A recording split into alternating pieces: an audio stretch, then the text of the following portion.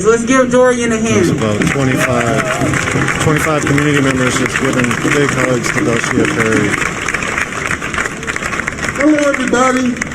I'd like to say thank you all for coming out and looking for justice. This thing is just not here. It's the city council, it's city hall.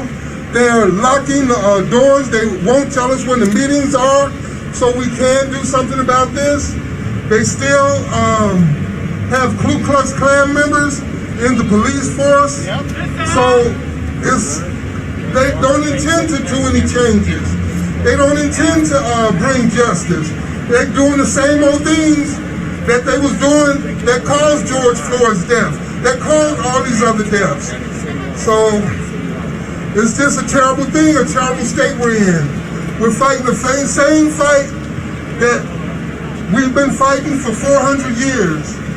Emmett Till, the list goes on.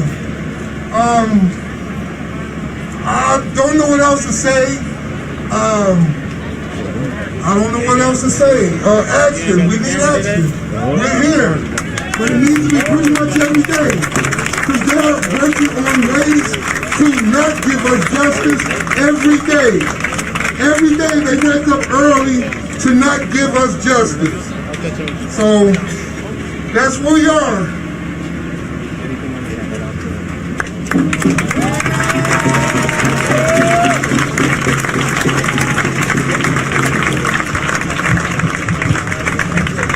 Let's give Dorian another round of applause. Dorian Scott.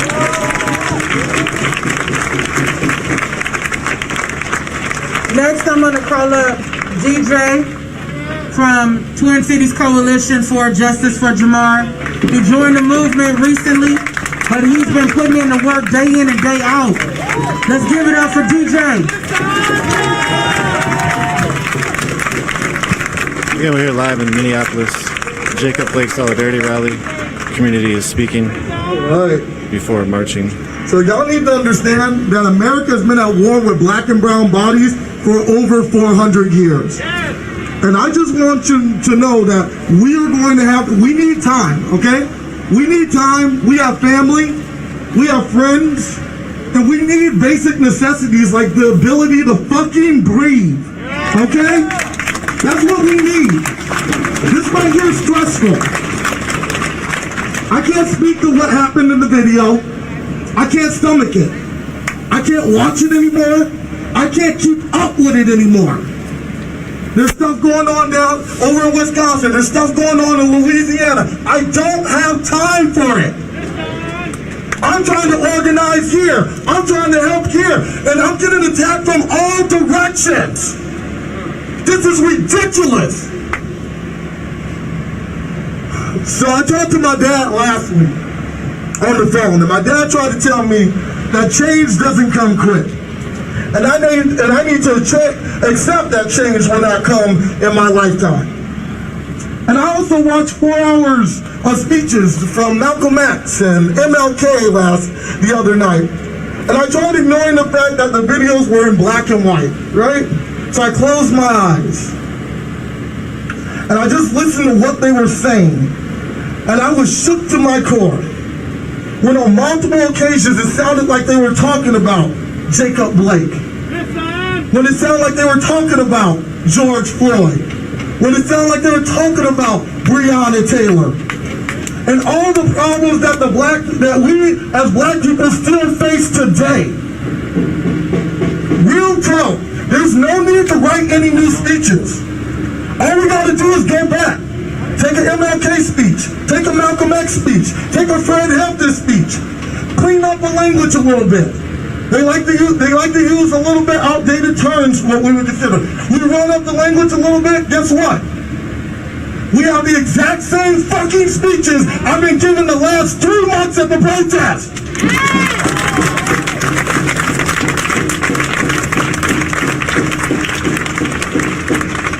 We got security in here for the original Black Panther Party right here. Was the disturbing thing I realized when I was watching a lot of Malcolm X was he was talking about a lot of people was telling him he needed to slow down and how what he wanted could happen now. right? They kept telling Malcolm X, you're moving too fast.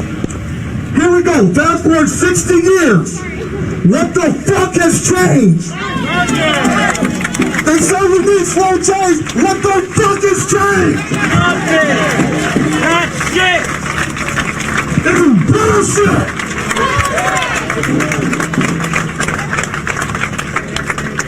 I'm sick and tired of being sick and tired. And I'm sick and tired of getting these same goddamn speeches.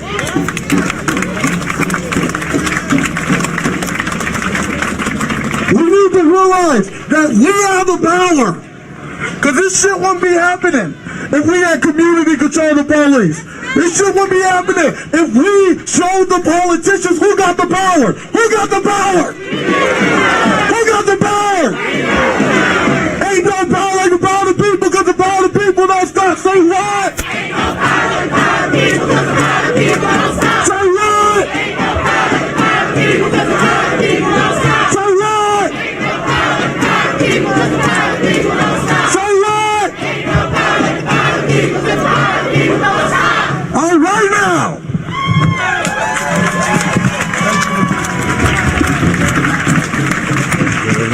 Thank you, DJ. Speaking truth to power. Solidarity Rally. Next, we're going to call up Jaylani Hussein from Care, Minnesota. He's been holding it down. Jaylani started out all of this years ago wearing a suit and tie everywhere. But through his frustration, through his anger, he had to loosen up and start dropping it like it was hot on these microphones. Because he is mad, he is sick and tired of being sick and tired. He's been 10 toes down in this movement. Let's give it up for Jaylani Hussein. Thank you, Nakeema. Alaikum salam. First of all, I would like to start by greeting you all with a greeting of peace. Assalamu alaikum wa rahmatullahi wa barakatuh. May peace and blessings be upon you all today. Are you here today? Are you here? I want to take this moment to ask God to bring speedy recovery for Jacob. We ask God in this moment to bring peace to his family and his children and to that community. I want to always tell the truth, no matter how hard it is, no matter how painful it is. We got to tell the truth. George Floyd was killed here in Minnesota, here in Minneapolis. Not much has changed. We have filled the streets, buildings have been burnt, but to this now, until now, the city council hasn't done really much. And the state of Minnesota has only offered us watered down bills that actually the city of Minneapolis has already been adopting, that has not done anything. I want you to know that we cannot just show up when we see the brutality. We have to recognize and carry that brutality and let it be the driving force that makes us to show up every single time. Because I see a lot of people here today I have not seen in a lot of the protests. I see a lot of people here today I have not seen in a lot of the days. I see a lot of people here today. So I'm asking all of you this moment right now for Jacob, for George, and for the many, for your families that are in pain, because their case was not filmed, their story was not covered, their story, but yet injustice was done to them. Great injustice was done to them. So I'm asking every single one of you in Minnesota, we have an opportunity to stand up for justice, and we have to do it together. And we have to do it like it really matters. And we have to do it, and I think that is the difference. And I'm speaking to a lot of young people. There's a lot of young people who really don't care. And they really care about making a difference. They don't care about all. And they really care about making many of the other people carry. All the excuses that so many people have. A lot of young people don't have those excuses. And they don't care, but they care about each other. They care about the community, and they care about the future. So I'm asking those people today, it's time for you to lead us. It's time for you to lead us because there's so much pain in this country. So much pain. And what Jacob's story tells us is that it is going to keep happening. Sadly to say, but this stuff is going to keep happening until we have transformative change in this country. The police departments in this country are now broken. It's a system built on going after poor people in this country and black people in this country. On doing what they have been trained to do, what they have been paid to do, and what the taxpayers of every city want them to do, which is to police poor neighborhoods, that is to go after black and brown bodies. That is the reality that we live in today. So when we talk about what we need to do in this country, we're talking about transforming and completely changing what it is about public safety. Why is it so that gated communities and suburban communities today have absolutely wonderful safety? And why is it that poor communities continue to suffer from all types of violence? And that is because the resources have been taken out of these communities, suburban communities today. It's also because of the policies that continue to feed corporate America. There's a lot of people in this country who don't believe what is happening right now. But the reason why they don't believe it is because they're hearing messages and information from places like Alpha News, from places like some of these horrible blogs that consider themselves news, but they're not. And they're being told, just like in the 1930s when the KKK returned, that their enemies is their neighbors, their enemies is their friends, their enemies is their co-workers. There are forces in this country that are trying to torn us apart. They're trying to turn on each other. So I speak to all of you in this space right now. We gotta get angry. We gotta get angry like it means something. And we gotta fill the streets every single day, not just today. We gotta continue to fill the streets because we're trying to protect all of you in this space right now. We gotta get angry. And we're trying to stop. We gotta get angry like it means something. And we gotta fill the streets every single day, not just today. We gotta continue to fill the streets. We're trying to protect all of you. Why is it so that we're watching? That is what we're trying to stop. That is what we're trying to stop. So if you have not joined this movement, you're part of the problem. Because we're trying to save lives. We're trying to put the light on injustice system that continues to kill black people in this country. And speak to them as non-human beings. Join this movement. And we're not just talking about police conduct. It's the policies that get police. The bullshit check to kill people. What is done by politicians in this country. But it's also the mass incarceration. The many who don't know their names, who are locked up in the state of Minnesota, who are locked up all over this country for bogus charges, for policies of law and order that are targeted poor people in this country. And that's what we're talking about. The many who don't know their names, who are locked up in the state of Minnesota, who are locked up all over this country. I speak to those people right now in jail. We see you. We believe you. We believe you. And that's what we're talking about.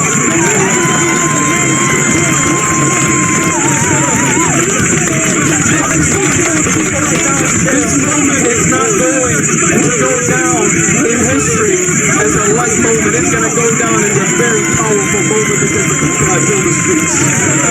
And you have to recognize that the people always have the power. If you choose to stay home, you have chosen to take your power and not use it for good. And I believe if you think you're going to get away with it, I believe mighty God is going to judge you for staying home. Because the reality is, God asks you to do something righteous. And this is a moment right now where faithfulness from across this country have to come out and lead us. Lead us on the streets and march. Because it's the people who believe that God will intervene, are the people that are winning. We're not afraid of anybody. We're not afraid of anybody. We're only afraid of ourselves and the lack of our inability to make a difference in this country. So I ask every single one of you in this movement right now to join the fight. And that means getting out. And if you have to go to Hugo, we're going to go to Hugo. And if you have to go to any city across the state, we're going to go to any city across the state. We're going to go to places that don't want us to go. Because the power is going to hide behind their ISIS. We're going to do it. And the reality is, there is a revolution coming in America. And the worst thing you can do is sleep in a revolution. Because this country together for justice. Together for justice. And I want to end by this. I want to end by saying this. It hurts to see another black person be shot in the way Jacob was shot. I kept looking at the gun. I kept looking at this police officer who looked like he was afraid. Who looked like he didn't know what he was doing, but he knew exactly what he was doing. He'd been trained to pull that gun out. And he saw Jacob as a threat. A man who was walking away. A man who was going inside his car with his children inside. What excuse are they going to come up with now? What excuse are they going to come up with now? And that has always been the case. This system protects itself. The same prosecutor who works with that same police officer is the one who is now assigned or responsible for bringing justice for Jacob's family. This is how corrupt and colluded the system is. This is why we need to look beyond just the conduct of just the police officers, but recognize the policies that have been hidden, have been printed, and have been done in for by the both parties that we believe belong in this country. Both of these parties are guilty. Both of these parties have played a role in the justice system that we see today. But I'm going to tell you something. If you ever thought your vote matters, now it does. If you thought your vote mattered, it does now. But it can't be a blanket check for a party. It's got to come with actual demands. It can't be a blanket check for a color or a feeling or whatever you feel like, whatever your parents did. It's got to mean something. It's got to mean something. And this year's election better be the election that changes this country toward justice. Otherwise, we are all guilty. And in fact, we are all guilty, and that's why we got to this point we're in today. So I'm going to say the last piece, which is this. Give up. Do not give up.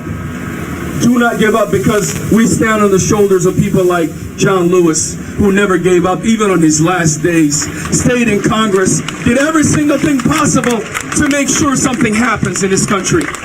Who asked us to get into some trouble, some good trouble. And this is the moment right now in Minnesota. We got to get into some good trouble right now. We got to get into some good trouble right now. And to our brothers and sisters in Wisconsin today who are feeling the pain, we say to them, we see you, we hear you, we believe you, and we stand with you.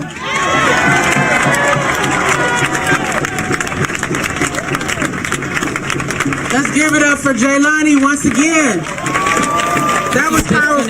We are at the Minneapolis So we're about to start marching. Minneapolis. So I'm going to ask 3 or 4 volunteers to come up here so you can help Peter Pepper so he can start taking this system down. We have a sound truck over there that is waiting for us. I'm going to ask Toussaint, because he's going to start leading some chants, to come and get these bullhorns so that we can get started and get ready to march. They're underneath my daughter's stroller. She's a part of the movement as well. Little Asada, 3 years old, out here with us. So as Toussaint is getting ready to lead us in chants, we're going to get ready to turn that way. But one thing I want to say as we are about to move forward, one, we need to follow the instructions of the marshals. They are wearing lime green vests. Pay attention to their instructions. They're going to help keep us safe.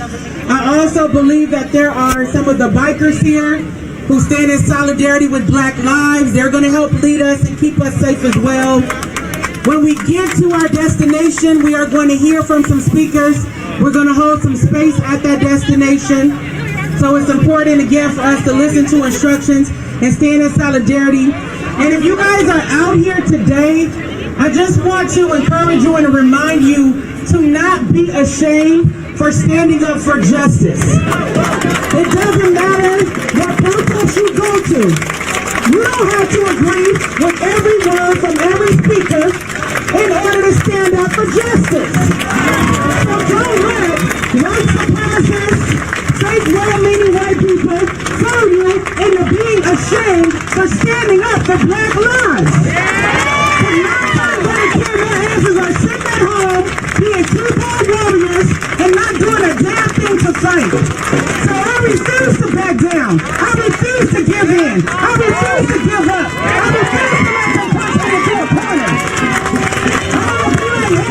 rebellion and keep standing and keep outwitting them. And speak my truth no matter what. 10 toes down. So if you're part of this movement, be about this life. Be part of the problem. Now we will continue to be peaceful, just as we have been, because our peacefulness is not proportionate to the violence that we have experienced. And here's the other reality. If we look at the people throughout history who have stood up to fight, whether they have been Dr. King or Malcolm X, they have still been assassinated for speaking truth on behalf of Black lives. So this country doesn't give a damn what kind of rhetoric you bring forward. If you are speaking the truth, you are seen as a threat. So you have to understand the movement that you are a part of and be committed to this struggle for freedom, justice, and equality, no matter what.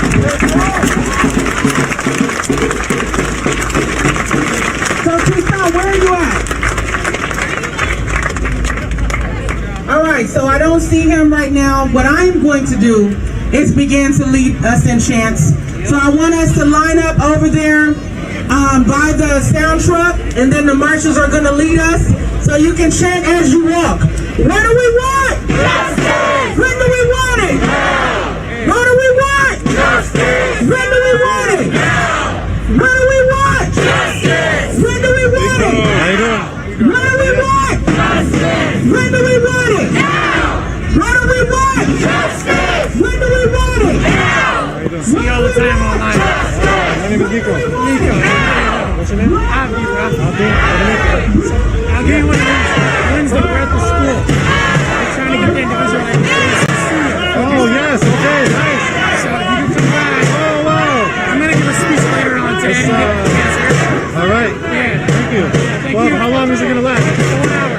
All right. 12 to Perfect. Okay, thank you. Appreciate you giving this to me. Sure. Yeah. Oh, yeah, you want to talk about it too? So the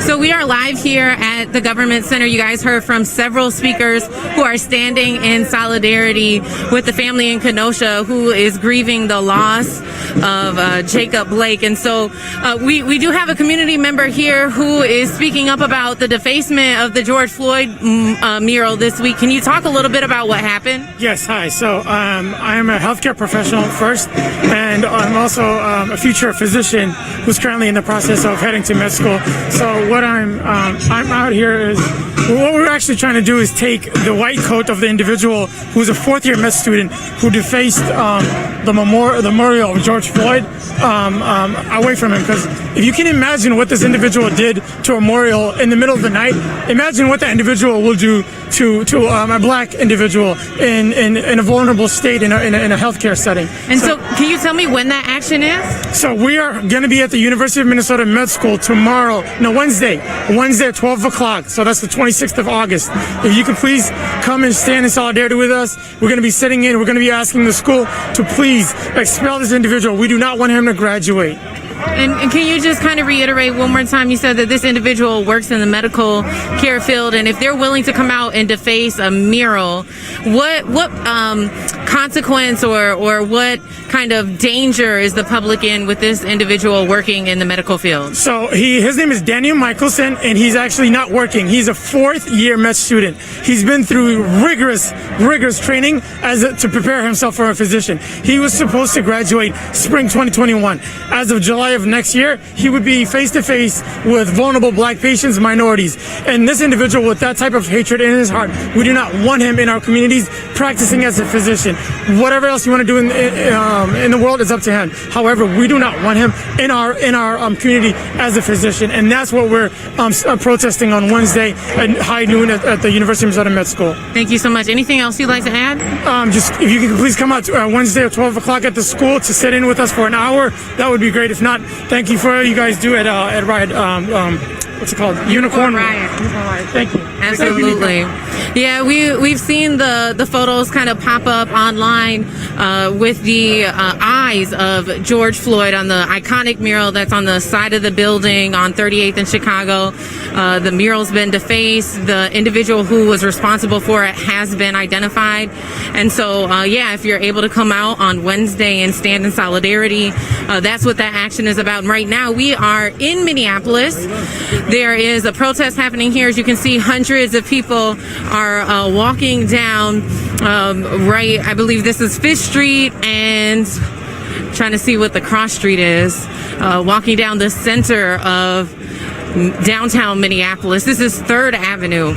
So walking down 3rd Avenue in downtown Minneapolis, hundreds of individuals who are demanding justice for the police killing of Jacob Blake.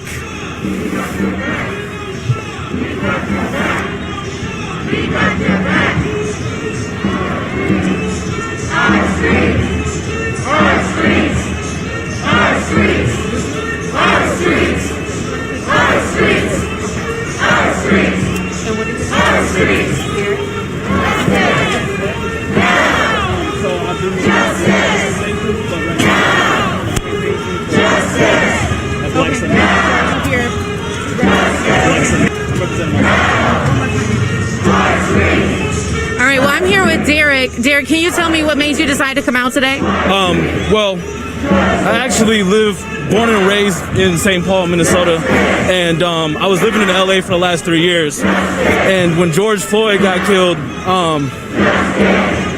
I felt helpless being in LA. So I came back to my city. I got a personal leave from work, and I've been active ever since. And they let me stay, so I've been trying to help the community in any way I can, and just be a representative for the people that look like me, you know? So. Absolutely. What do you think are some solutions for our country as we're seeing, several African Americans unarmed being killed by police? It's tough. There's a big buddy system within the police system that, I think that there's a lot of whistleblowing that's trying to happen. I think there's a lot of things that could happen within the police community that could help us, but I don't think that that's the solution. I don't think that they're willing to go that far. So we'll need to keep doing what we're doing here and try to remain peaceful if we can. But I honestly think that it's going to take a full dismantle of the police, a full breakdown, and then rebuild and have our voices involved, because we are the people that are being affected, and clearly we're not being heard. So we're still waiting for justice in the case of Breonna Taylor.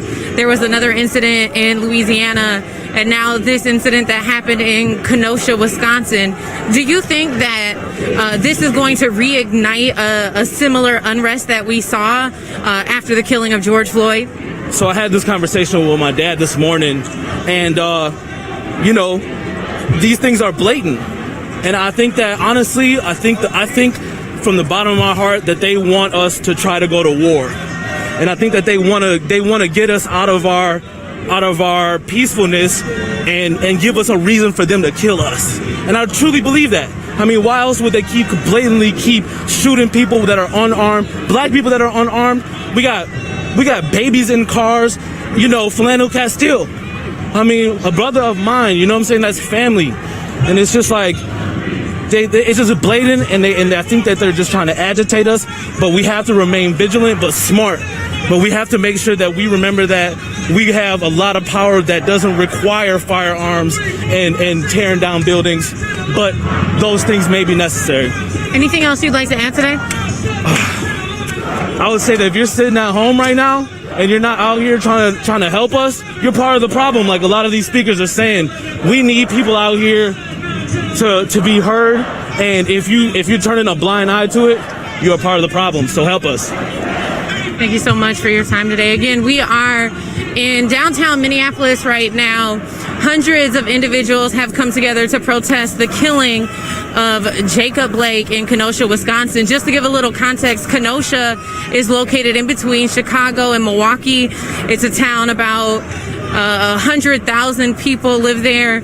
And, this is coming just weeks maybe I'd say about 2 months after the killing of George Floyd. And so we're starting to hear of dozens of protests popping up in other states, individuals standing in solidarity against police violence, police brutality, police terror, and really just calling for accountability, that when police officers kill someone, that they're held accountable for their murder just like anybody else would. So hundreds of people are marching. We are now at South 3rd Street. This protest has moved about 3 blocks. We're right at the corner of 3rd Street and 3rd Avenue. Hundreds standing in solidarity in Minneapolis for Jacob Blake.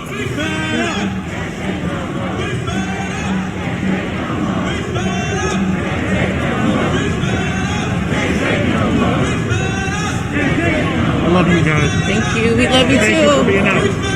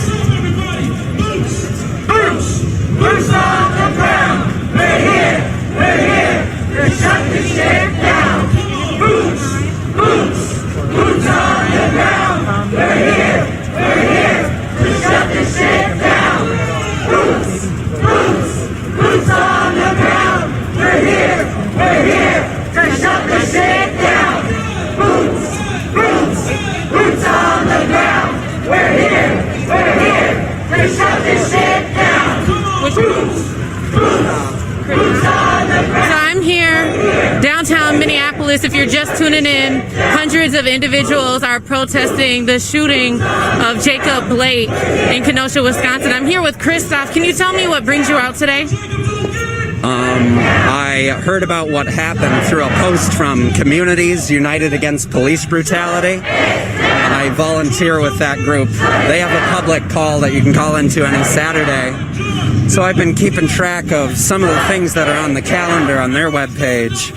I mean, I just saw what happened to Jacob Blake. I saw that there was going to be this going on today, and I think of what some of the speakers said. When you see that, you have an opportunity to stay home, or you have an opportunity to try and do something, or try and be part of a movement against it, and I came out. Yeah, I think most people would consider that being an ally. Is that what do you consider yourself an ally? Absolutely, yeah, I'm an ally. I mean, I'm a cis-het white man, so I benefit from all the privilege. I benefit from all the things that these white cops are doing to people of color and Native people. And yeah, I consider myself an ally, and I want to divest myself of that whiteness and fight against it as much as I can. Why do you think that it's important for other white individuals to take a stand in this moment in 2020 and consider themselves allies as well? Oh, man, it's never been more important. I mean, it feels so important with Trumpism on the rise and fascism on the rise, and you hear, like the speakers today have been saying, there's so many so-called news networks that are just trying to make people turn against people and trying to spin this story as if, you know, it's okay for cops to kill people. And it's just simple. It's just simple to say, no, We have laws. Let's obey those laws. We have policies and procedures.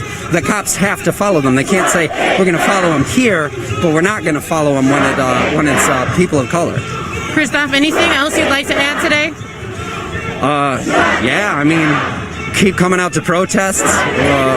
Keep watching Unicorn Riot. I watch y'all's videos all the times, and find something that you can do consistently. I really like having CUAPB to volunteer with, but find some kind of group that you consistently can go to, because, yeah, it's not a moment, it's a movement. Absolutely. Thank you so much for your time today. Again, if you're just tuning in, we are downtown Minneapolis, hundreds of individuals out standing in solidarity with Jacob Blake. Justice, no peace. Prosecute the police. Justice, no peace. Prosecute the police. Justice, no peace. Prosecute the police. Justice, no peace. Prosecute the police. Justice, no peace. Prosecute the police. Justice, no peace. Prosecute the police. Justice, no peace. Prosecute the police. Justice, no peace. Prosecute the police. Would you be interested in Prosecute the police.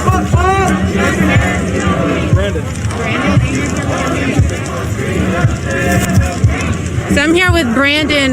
Brandon, you're out here downtown Minneapolis standing in solidarity with folks who are demanding justice for Jacob Blake. Can you tell me about your decision to be out here today with your daughters? Well, any opportunity to voice ourselves, they need to learn that you need to be out here. Number two, Brooklyn was here when when she was 4 years old, when Trayvon Martin was murdered. Walking these exact same streets down here downtown. Exact same streets, exact same chants, different names. So something's got to give, something's got to change, so she's not out here next year or 4 years from now and 8 years from now. Or this one, Naima, when she's 10 years old, 12 years old, we're not standing for her. So they know that these are their streets. They know that their voices matter. So I brought them out to make sure that they understand that. And can you tell me, Brandon, as a black man living in America, what are some of your thoughts and your concerns as you just go about your day-to-day life? Basic concerns.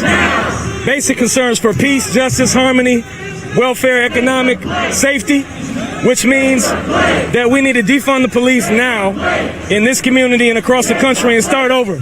The reason that they police the streets is so that they can label and abuse us and live out the criminal legacy that Ronald Reagan and Richard Nixon started. We're not for it.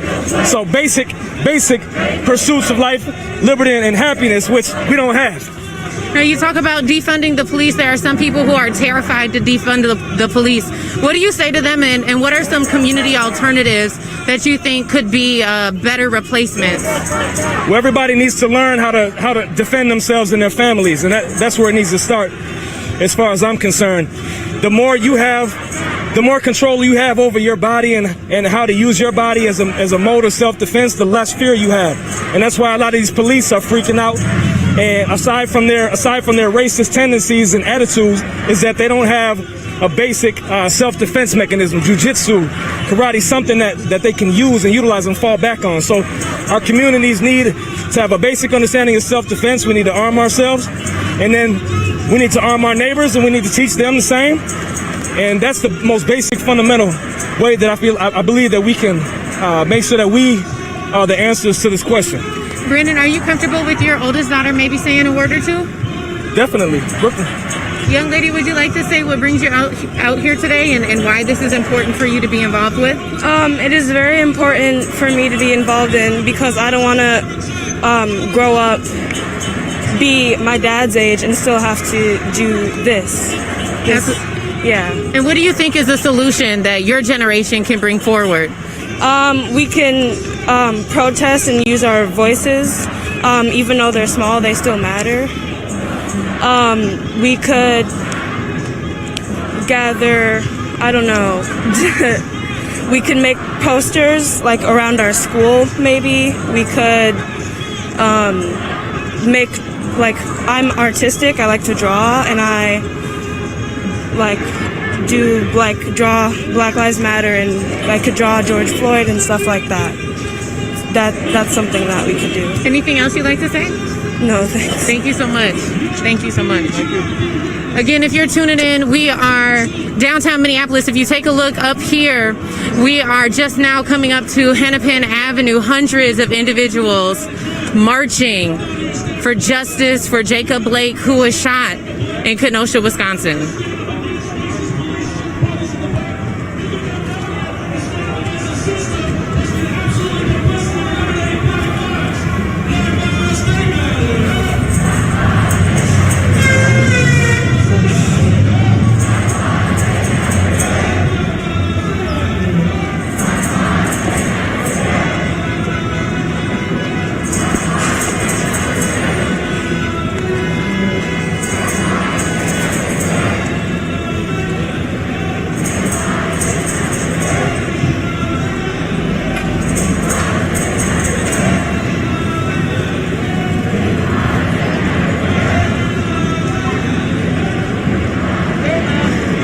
Again, if you're just tuning in, thank you so much.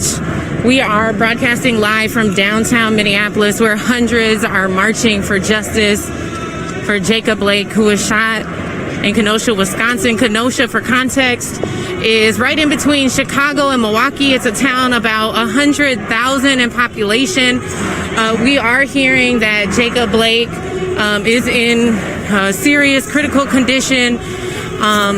And I also am hearing that this march may be going to the precinct here downtown Minneapolis, where we will hear from more community leaders and other individuals who have relatives that were shot and killed here in Minnesota by police officers.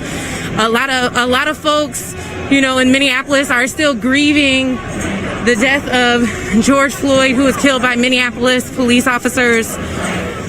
A lot of folks here are, you know, frustrated that there still hasn't been justice for Breonna Taylor. And to just continue to see police in America harming and murdering citizens, oftentimes unarmed, black and brown individuals. We're hearing here from people today that they're just tired of it and that they want to see a change when it comes to policing in America. They want to see officers held accountable for their actions. And so hundreds are out here today.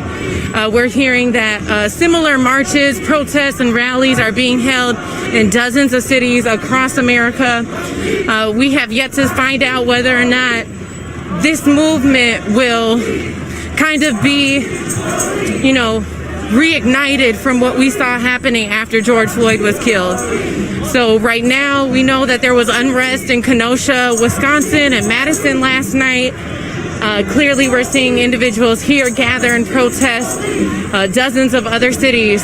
And so only time will tell whether or not this movement will pick up that same momentum that we saw after George Floyd was killed. As you can see, hundreds of people here today standing in solidarity.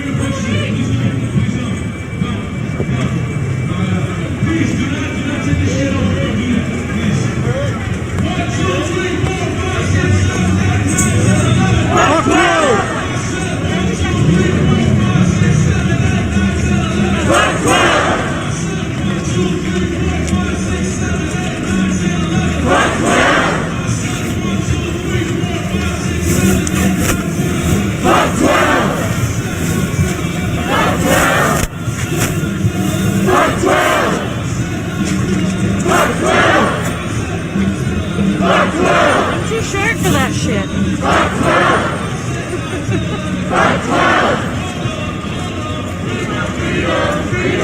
All these racist ass cops.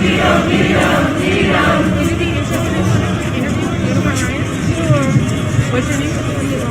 Diavana? So I'm here with Diavana. Diavana, can you tell me what brings you out today? I just want justice for everybody and for my future kids and for the men and women in my life. And when you say justice, what does justice look like to you? Them being able to go outside without getting shot and not being afraid to do what they want. Do you think that it's important that police are held to a higher standard than just your regular citizens? No, I don't think so. I think they should get the same punishment as we do. So, because if we shoot somebody, we would go to jail. So they should get the same thing. Absolutely. And what are your thoughts about this movement, being here in Minneapolis and seeing, the civil unrest for nearly 2 weeks after the killing of George Floyd? Do you think that the shooting of Jacob Blake is going to reignite that momentum? It might. I think it should, because that shouldn't have happened. We shouldn't be living like this. What do you say to other folks who are at home, who are not really involved in the movement? What do you say to them about why it's important to use their voice and stand up for humanity? The more people we have, the bigger impact it will be, I think. And we should all get out because we all want this. Anything else that you'd like to add? Thank you so much for your time today. So we are turning the corner here on 4th Street, right in front of the police precinct that's headquartered in downtown Minneapolis. Sounds like we're going to hear from some more speakers, community leaders, other individuals who have lost a loved one to police.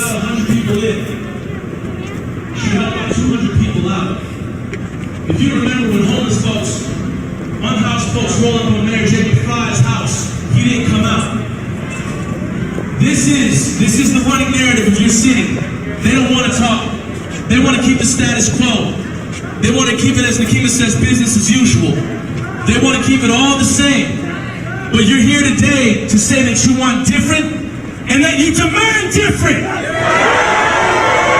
You're here to say that the way things have been running are not working anymore.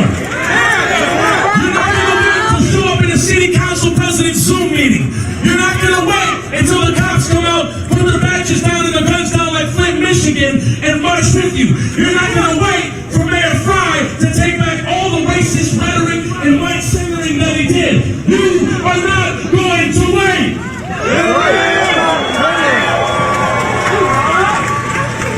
And you're showing up right now because enough is enough. Say enough is enough. Enough is enough. Enough is enough. Enough is enough. Enough is enough.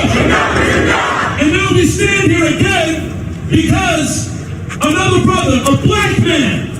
And when you want to talk about who's being targeted in our Minneapolis public schools by cops, when you want to talk about the private security hired in our Minneapolis public schools who are targeted first, these are young black men. And I can say that with experience because I went to these schools. I was pulled over on my bike. I was pulled over jogging. I've been pulled over walking. I've been pulled over out of a group of white people as the only person to have something to do with trouble. So I know from experience as a black man in this city what it is like to be targeted every day.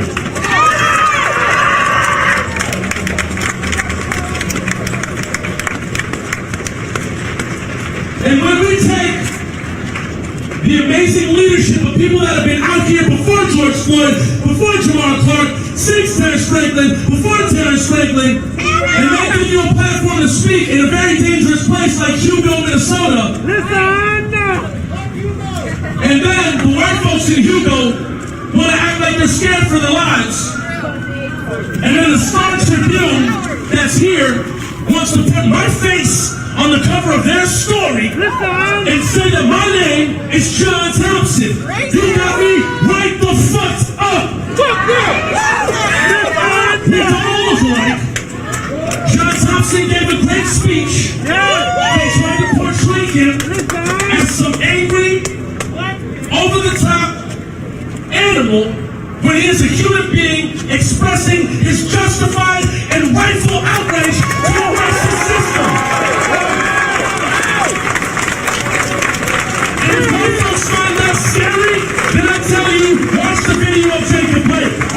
If you find that scary, then watch the video of George Floyd. If you find that scary, close your eyes and imagine Terrence Franklin. You find that scary, close your eyes and imagine Sandra Bland. Your folks need a video to show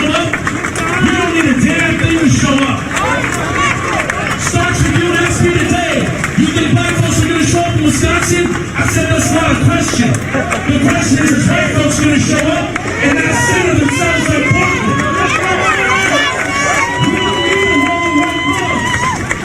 We don't need white people taking up the space. We need white folks to start listening, to start showing up, and to become a shield and not a sword. The second you start taking shit over, when you start, they don't need it for all black masses. Not yours. Again, I say this from experience in Minneapolis.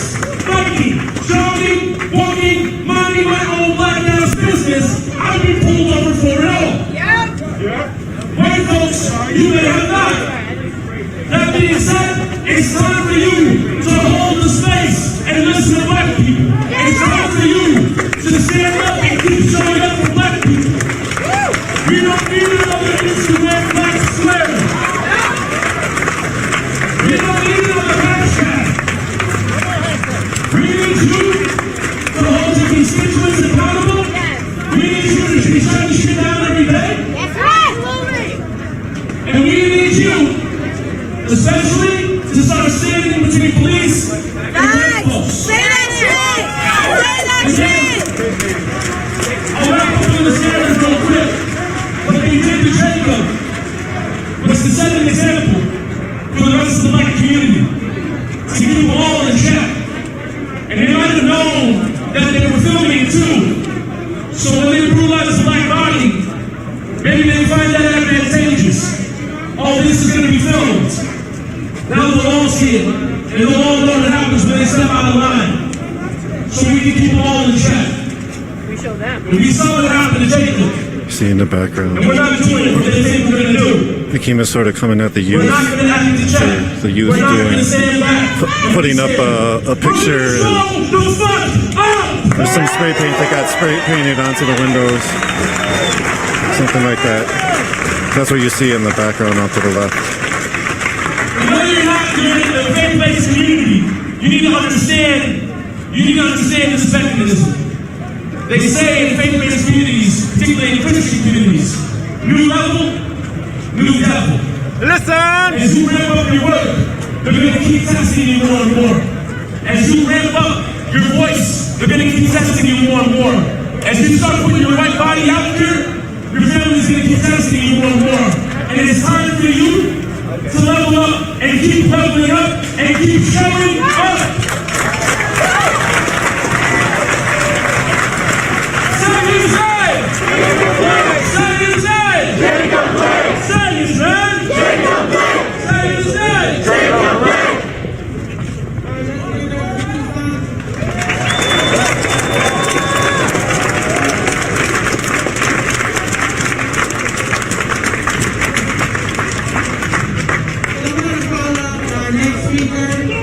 Who has been out here on the front lines since the police killed her older brother, Isaac Aiden. She is a powerhouse, a fireball. She speaks truth. As you can see here, this is the exit where officers normally would come and go from this precinct, but about a dozen individuals who are out protesting have come and stood in the way, occupying this space for them to enter and exit the precinct. My name is Samaya Aiden. I'm the younger sister of Isaac Aiden, who was murdered by Egan and Bloomington officers last summer in Egan, Minnesota. I want to first apologize in advance. I'm like losing my voice, but thank you. But I don't know what to say, just because this whole situation is very triggering. Every time someone is hurt, every time someone is murdered by the police, it brings you back to that day when it happened to your own. For the past year, I've ignored and avoided feeling everything, going through the grieving process and just everything, because a lot of the times and a lot of the families who had someone murdered by police will tell you we're not afforded the luxury of worrying about when the funeral date is going to be, when we have time to cry, when we have time to grieve, when we have time to be with family. Because as soon as you find out they're murdered, we have to be out here fighting for the release of evidence, fighting for the accountability of officers.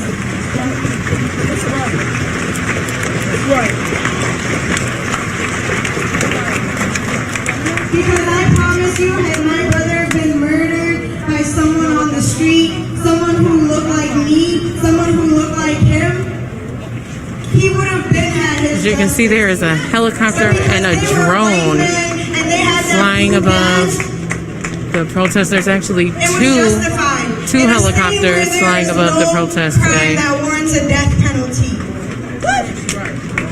Hard to make out from here whether or not they are media or government-owned helicopters, but there are two helicopters flying overhead. In the state of Minnesota, since the year Right now speaking is Samaya Aiden. Her brother was killed by the Eagan Police Department. Murders by police. And the one time an officer was successfully prosecuted and convicted was when he was a black Muslim man who murdered a rich white woman who was the neighbor of the district attorney. She's referring to the Justine DeMond case that happened in Minneapolis. And like Dr. Nakima Youngstown always says, it's so much easier to say, oh, Ahmaud Arbery was murdered in Georgia, like the racist South. Same with Breonna Taylor. Same with Botham John. But we're living in the Jim Crow North. When these red states have prosecuted and convicted more officers than this so-called progressive liberal state of Minnesota, we have a problem. We have a problem.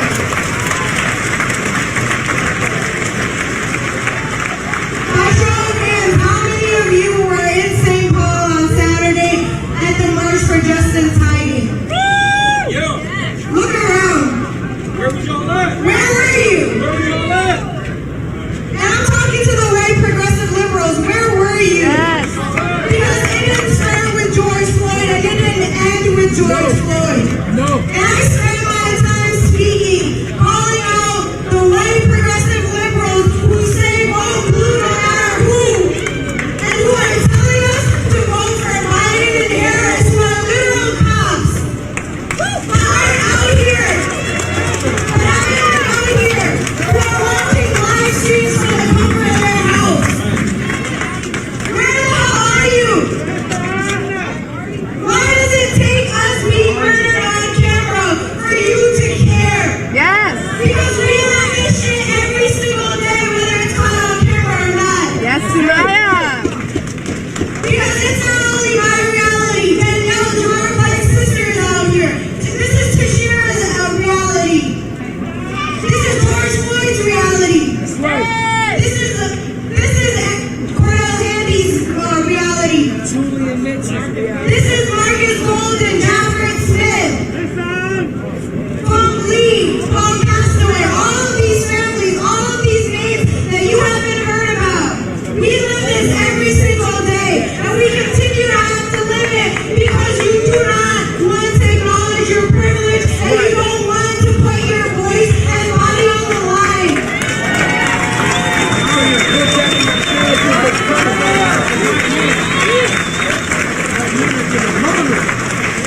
Because you have the privilege of watching us get murdered on camera and decide to say, oh, and believe the police narrative and say, oh, it was justified.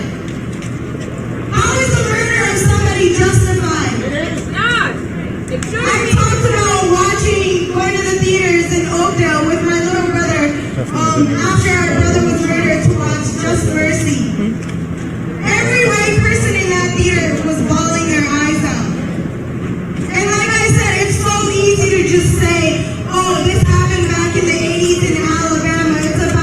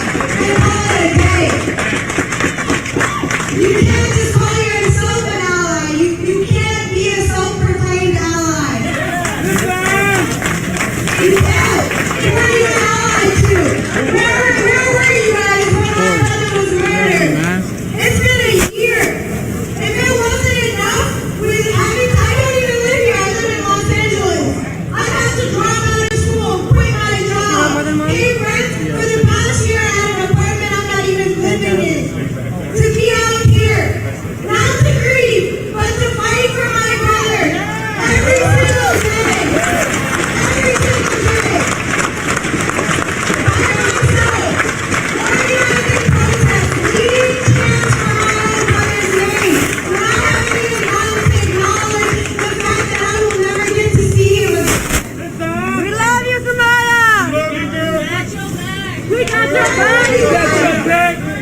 continue to show up for every single family prior to after my brother.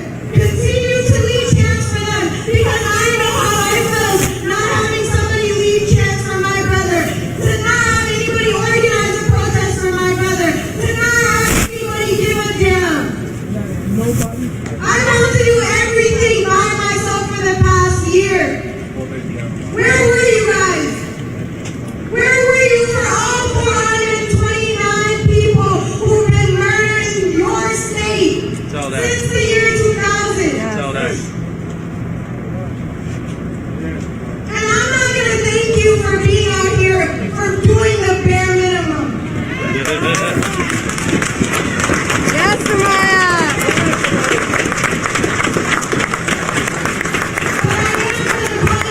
Each and every time I get the opportunity to go on the microphone until I start seeing these same numbers come out each and every time right up to the street.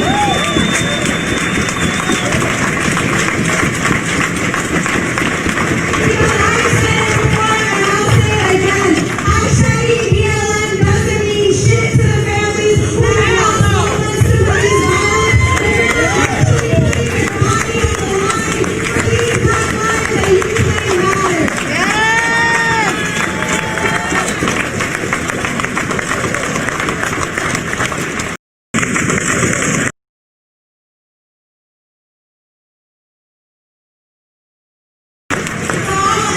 With telling you to come out Wednesday for Lionel Lewis, a black man who was murdered up north in Quebec, Minnesota.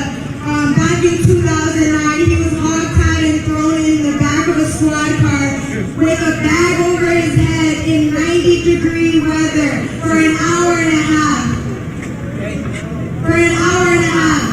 This was in 2002, before there were body cams, before there was dash cams, before there was any accountability. Even to this day, there's still no accountability. Right. So we need you to come out, show support for his family. His daughter just became legal of age, but the statute of limitation does not allow for them to hold the officers responsible, accountable. So we are going to be there to show support for that family. And also, in addition, how many of you have heard of the defacing of the George Floyd mural?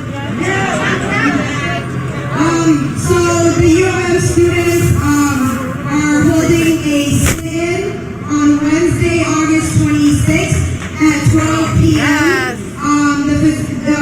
This will be organized by physicians, nurses, midwives, advanced practice providers, allied health professionals. He is going to school to become a physician. We are going to hold him accountable and make sure that he does not get to graduate, that he does not.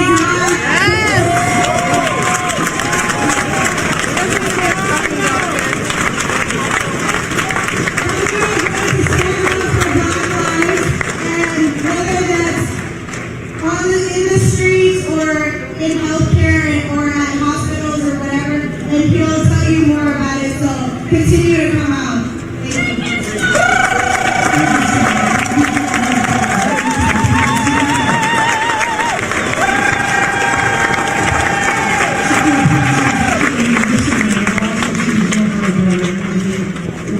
So once again, thank you, Samaya. One more time for Samaya, please.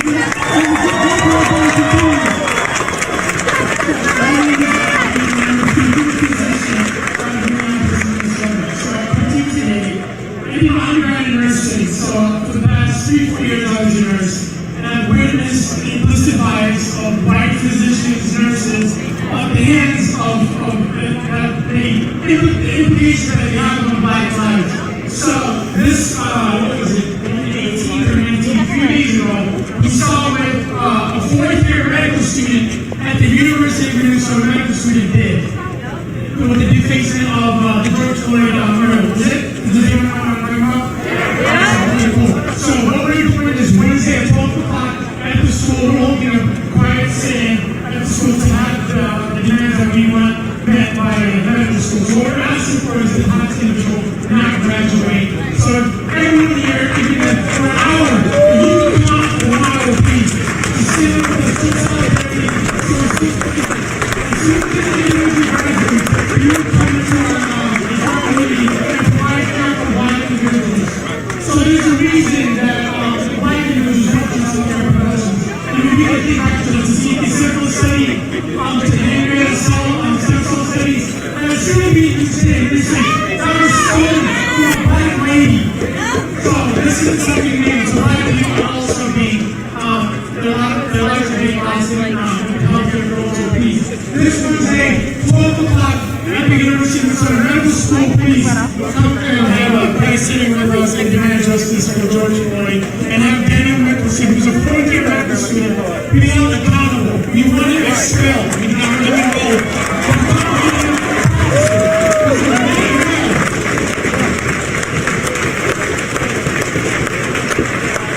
So, if this individual in the middle of the night can come out and deface George Floyd, what it stands for, just imagine what he would do to a Black nation who's holding on.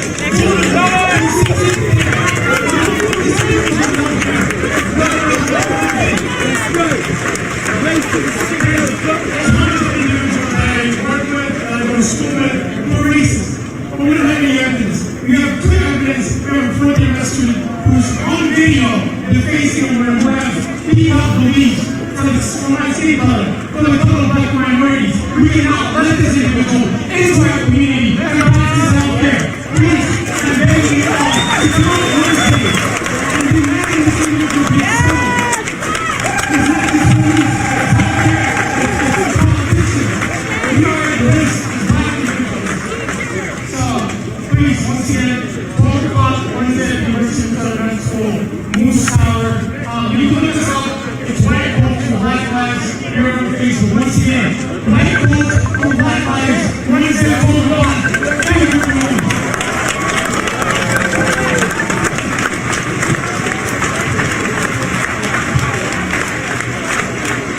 Alright, next up, we have Nash.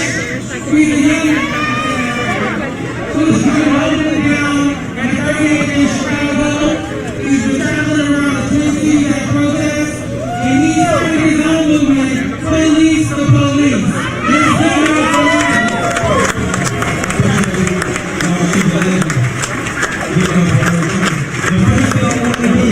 because this situation is so different, our brother Jacob didn't die.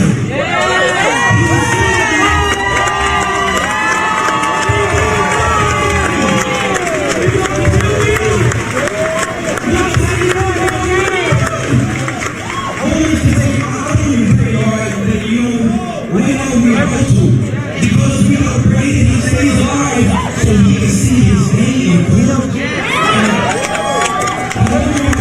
Whoever you pray to, let's take like 5-10 seconds. We're going to be there by the energy so he stays with us!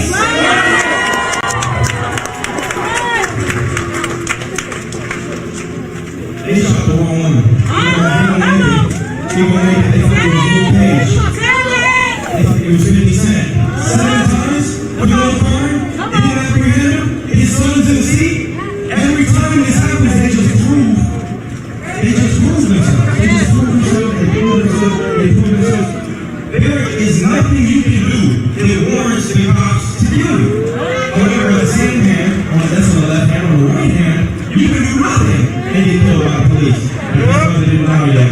That being said, 2 weeks after George Floyd, I was white people in Minneapolis, someone talking about it. What's his name? Cody. He shot a black dude, ran back to his garage, had a rifle, the cops. Who's right outside his place? And he ran away? He got away. He got away! Proving you can do anything and they won't kill you.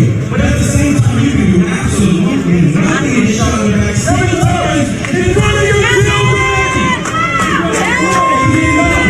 He didn't know this once again. Keep this running, positive energy, keep it alive. I want to mention one of the biggest problems since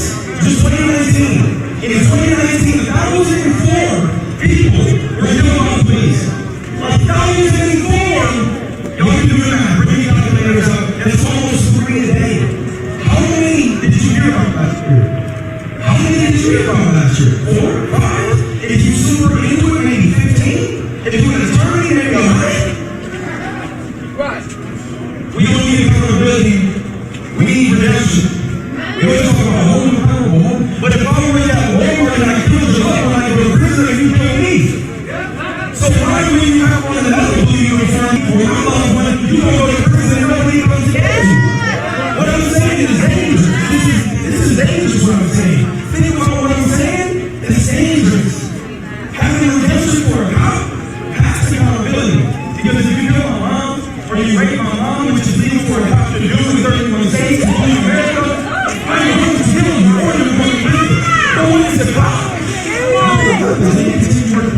Exactly. We need redemption, not accountability. That's it. Say his name! Say his name like you or his son in the back of the car. Say his name! When we say his name, that's how y'all supposed to sound. Not Jacob. No, we're gonna do it again. So they fucking hear me. Because they're in there. What's his name? Jacob! When you see all the protests on Wednesday, you know. When you see all the protests on Saturday, you know. Check.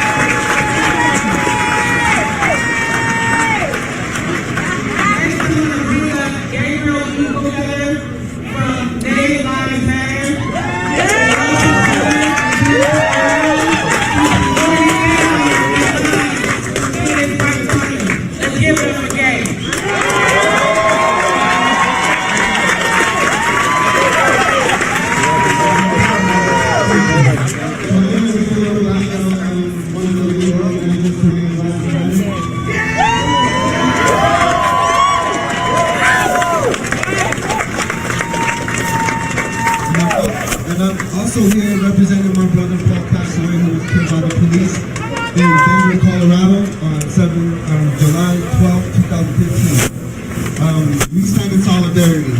I saw the video what happened with Jacob Blake, so that's some fucked up shit what happened.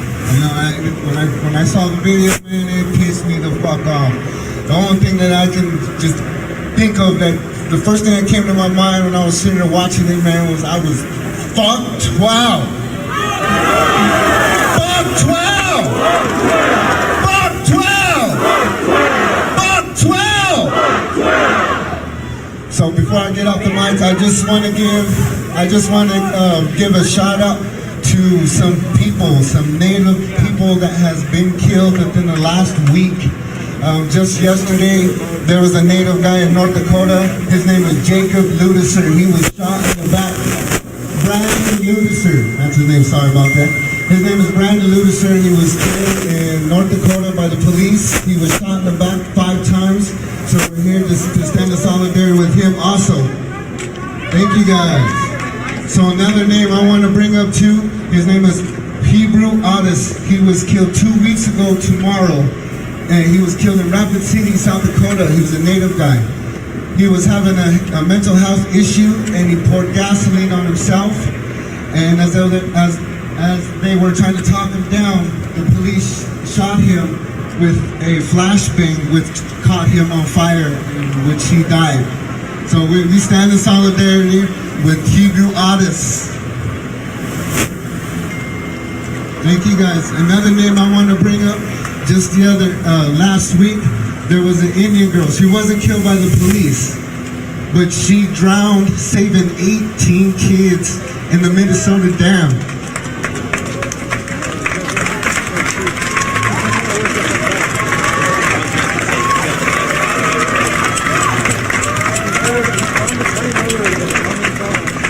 So her name is Raina Lynn Nealon. And like I said, she was 18 years old, and she drowned from saving 18 kids from drowning, and she was the only one that drowned. So I just want to give a shout out to her. Thank you guys. Native Lives Matter loves you guys. Thank you.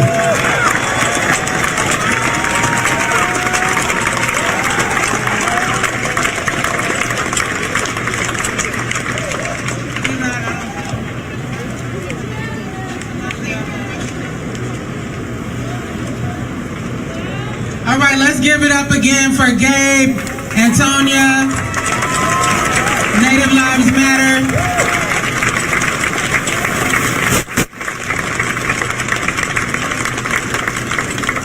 So in a second, we're going to get ready to march again. And I want to give you a chance. Come on up and say a few words. Tell us about who you lost and why you're out here on the front lines. Hello, everyone. My name is Andre Friedman.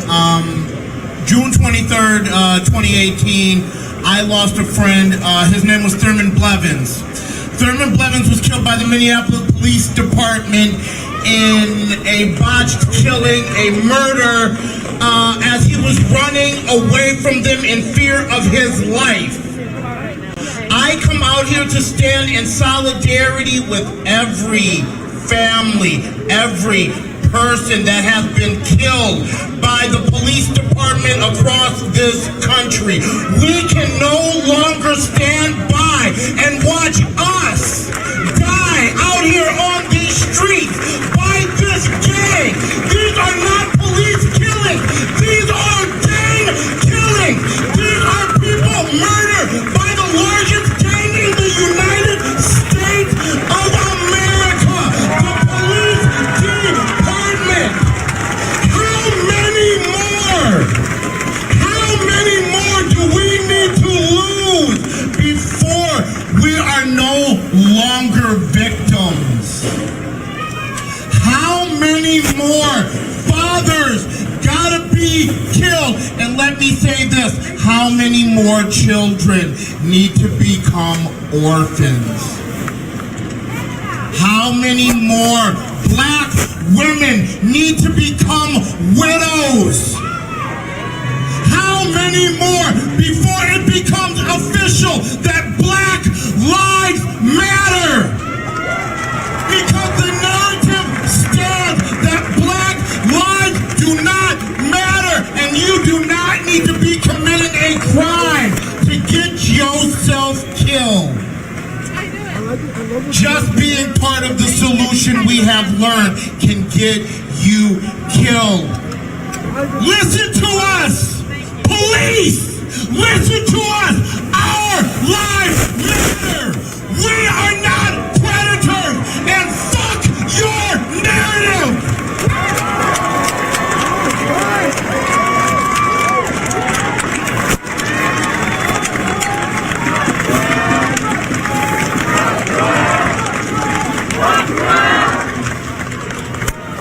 See, I knew Andre had something in him. Let's give it up for Andre Friedman one more time, y'all.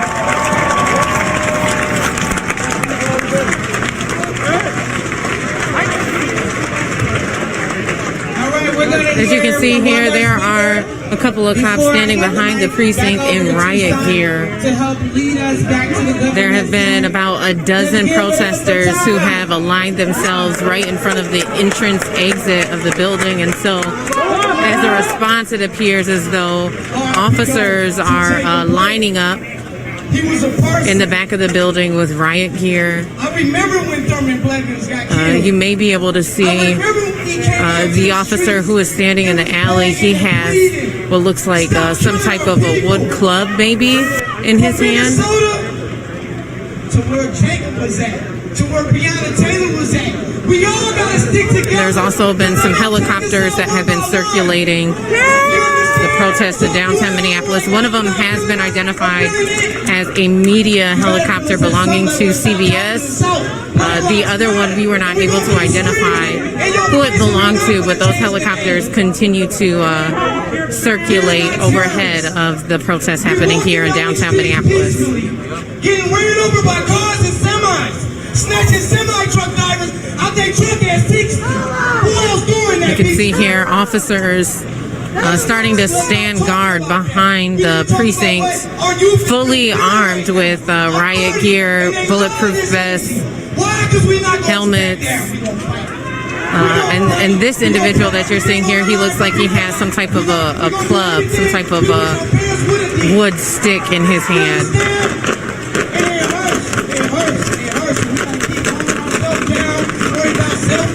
Worried about You can see here protesters banging on the gate.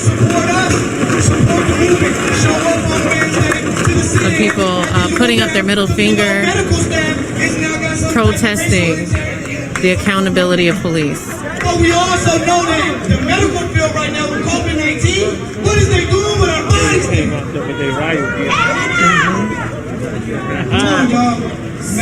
Speaking now is one of the organizers of Black Lives Matter here in Minnesota.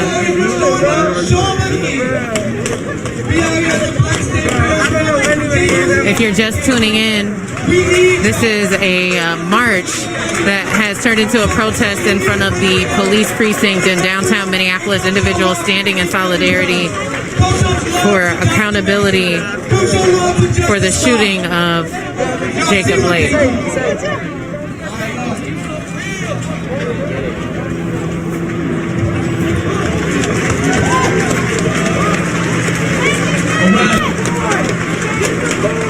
When Black lives are under attack, what do we do? Stand up for that. When Black lives are under attack, what do we do? Stand up for that. What do we do? Stand up for that. What do we do? Stand up for that. When brown lives are under attack, what do we do? Stand up for that. As you can see here, individuals have written "No justice, no peace" right on the gate of the entrance and exit of the Minneapolis police station. There's some graffiti also that has happened on the windows. As you can see here, individuals have used permanent marker and spray paint to write "No justice, no peace," F12.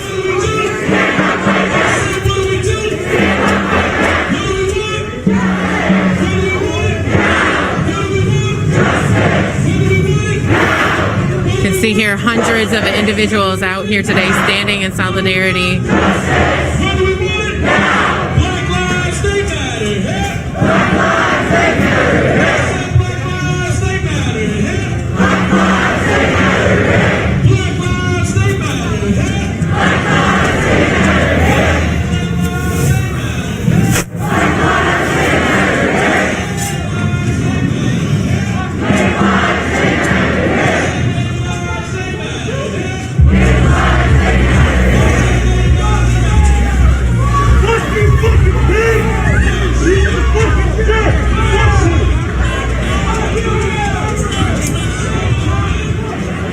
As you can see, there was, when we arrived, there was a flag that was draping here on this pole.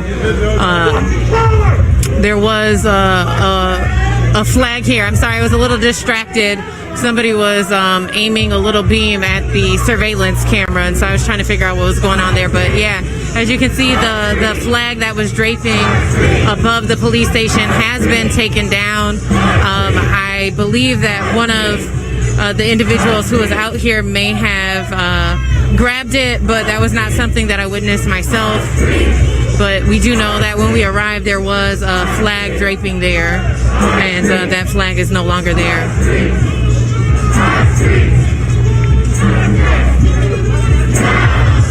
You can't even hold it. Ain't nothing going on here. You can't even hold it. Take your ass inside. You already dropping it. Ain't nobody over there. You fucking clown. Your fucking clown uniform, you fucking bitch. Everybody in this city hates you, motherfucker. Everybody. Fuck 12. Fuck 12. Fuck 12. As you can see, more officers making themselves seen, making themselves visible as a response to protesters yelling and expressing themselves here at the entrance and exit of the precinct in downtown Minneapolis. Drop your stick again, dummy! Drop your fucking stick again, you fucking prick! You ain't even in danger and you dropping your shit! Pussy! Fuck 12! Get the fuck out, cowards! Someone keep inside! Keep up with the back cars, You can see a few more officers have made themselves visible many of them wearing riot gear. Let's keep moving with the cars, please. Fuck 12!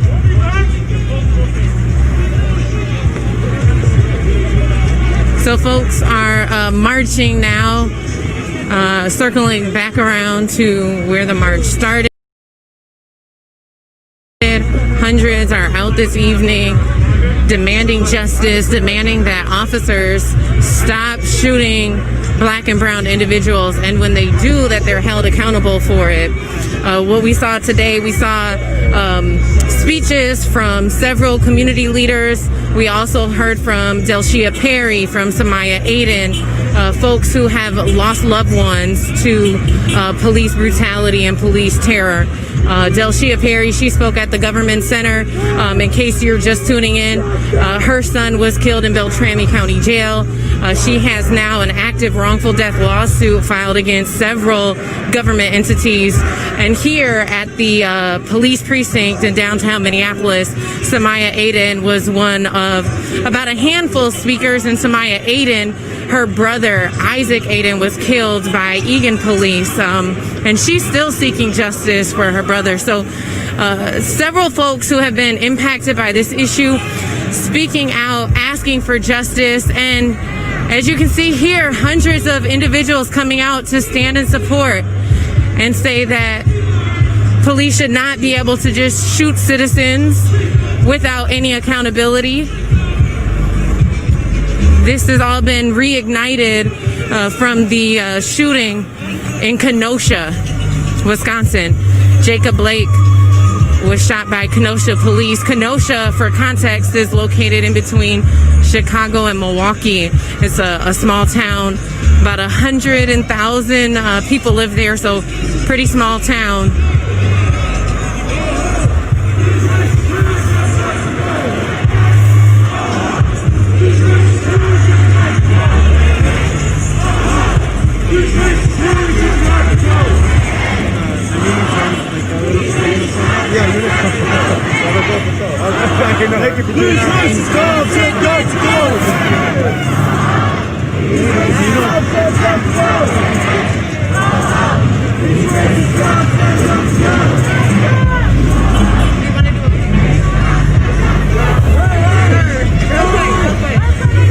So can you tell me what brings you out here today?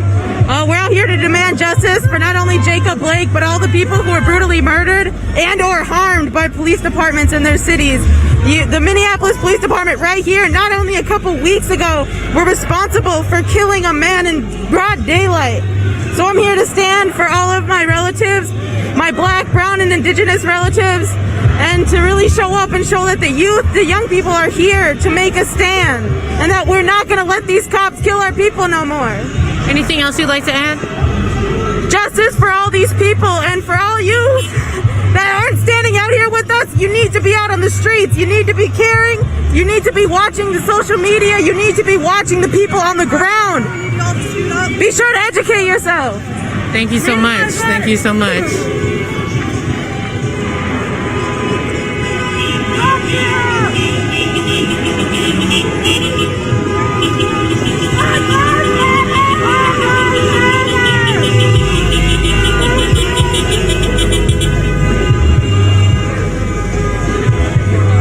So as you can see here, Nicollet and 4th Street is a pretty busy street here. And if you take a look up here in one of the patios, actually now I think the gentleman has stepped away. He was holding a sign supporting Trump.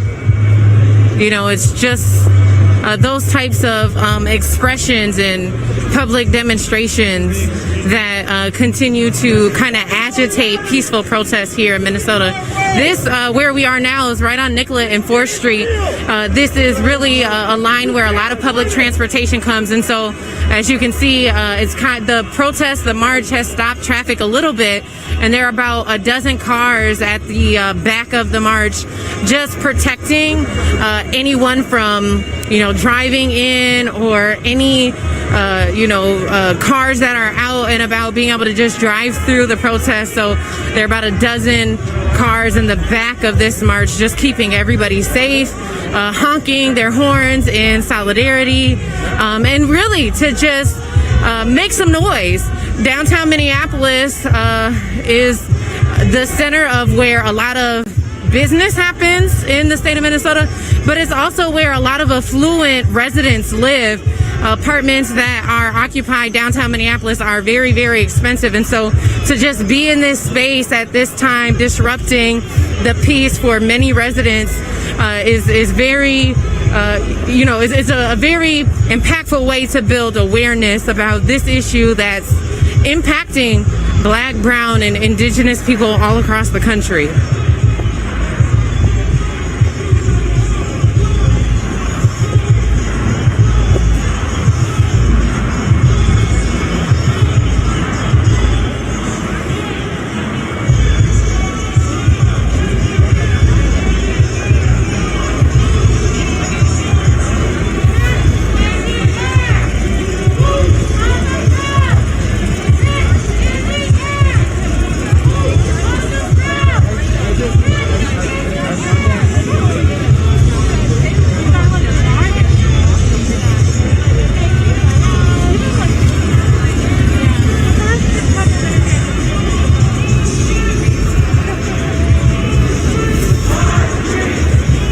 You can see the sign that says abolish MPD with an angry emoji face that is saying explicitives and broken hearts.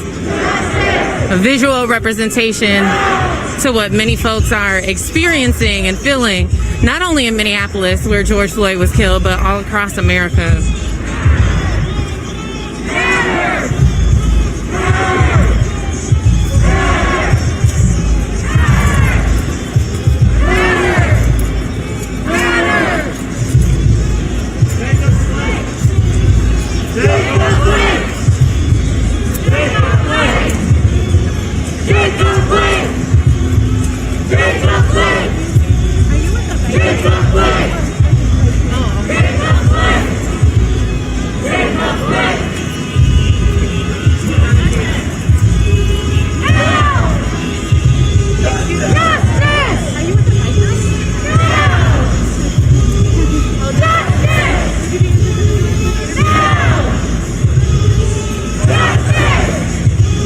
You can see there are dozens of individuals who have brought their bikes out to the march. I was told that some of these bikers were a part of organized groups that wanted to stand in solidarity with Black Lives Matter and with the fight for accountability with police.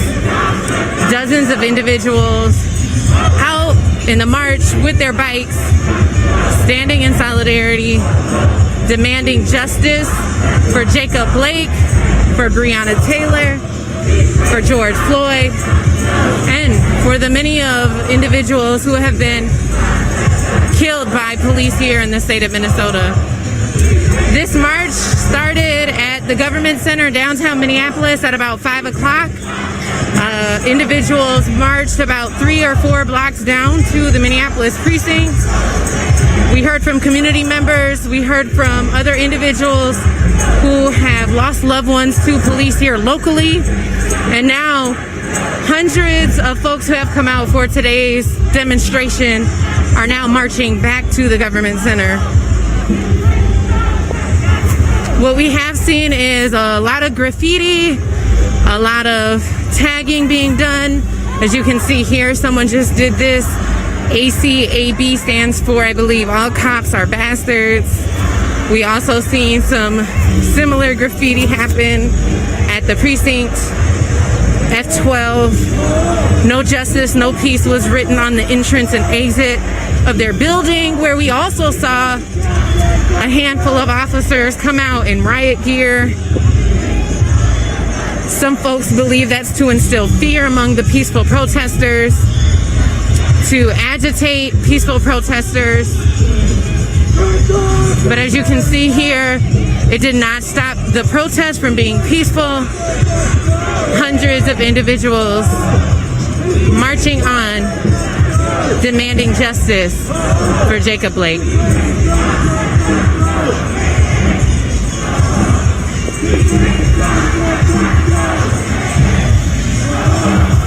Oh, you're good.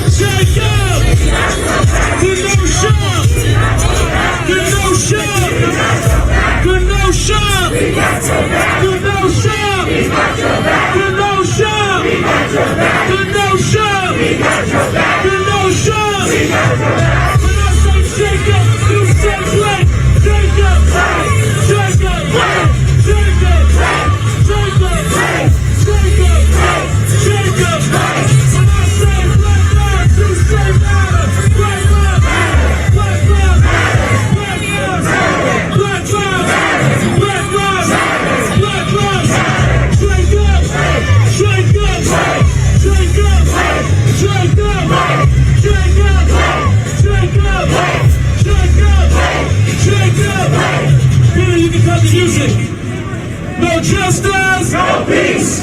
Prosecute the police. No justice, no peace.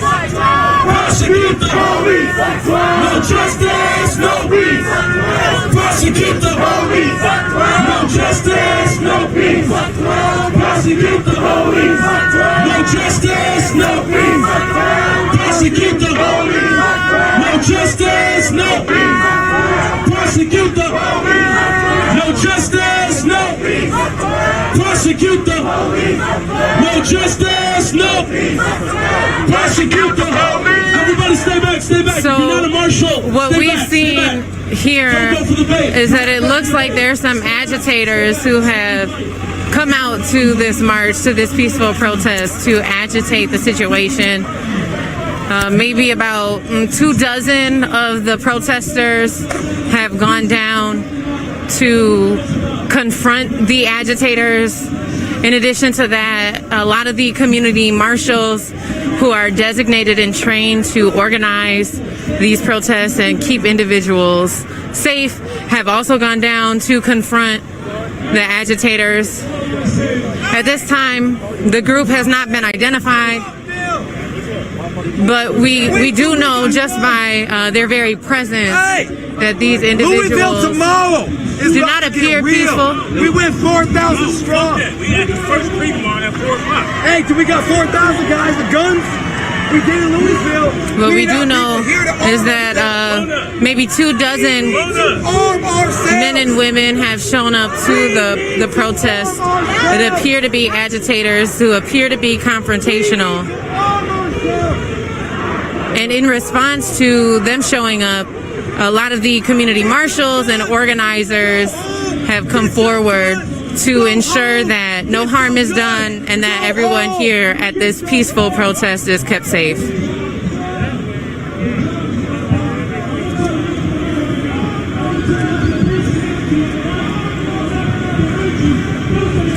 This was a march that started at about 5 o'clock at the government center. People marched down to the Minneapolis precinct where community leaders spoke out. And now individuals have traveled forward here back to the government center, where it appears that a lot of individuals are gathered around.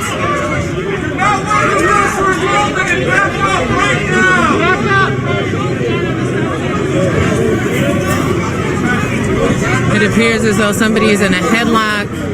We're not really sure what exactly the confrontation is.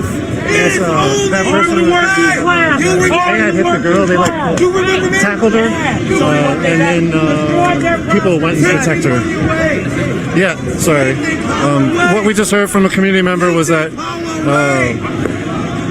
basically they sort of apprehended this person who came and tackled a woman who was holding a flag. I think possibly they were trying to burn the flag and the person didn't like it, and he sort of just tackled her. People ran after him, and now they're dealing with that.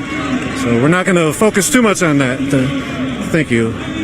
Yeah, it appears as though a lot of the community marshals responded really quickly to detain the individual who was being disruptful to the peaceful protest that was happening. And it appears as though that situation is under control. Although I will say people are responding very, very passionately, outraged at the fact that this peaceful protest, someone tried to at least disrupt this peaceful protest. We've been here since 5 o'clock since it started, and it's carried on without incident until now. But it does appear as though community marshals responded really, really quickly and have gotten this situation under control.